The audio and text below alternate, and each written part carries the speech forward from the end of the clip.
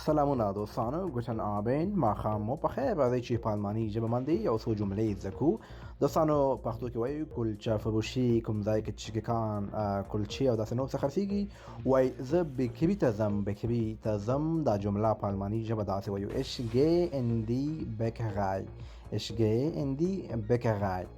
او که وایو زه په بیکري کې یم، زه په بیکري کې یم دا جمله په الماني ژبه داسې وایو ich bin in der Bäckerei.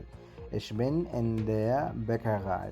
او دوستانو که موږ چاته وایو آیا ستا څه په کار دي، آیا ستا څه په کار دي، ته څه غواړې، دا جمله په الماني ژبه څنګه وایي تاسو یې په کمنټ کې ولیکئ. که غلطه وي زه به په کمنټ کې صحیح لیکم.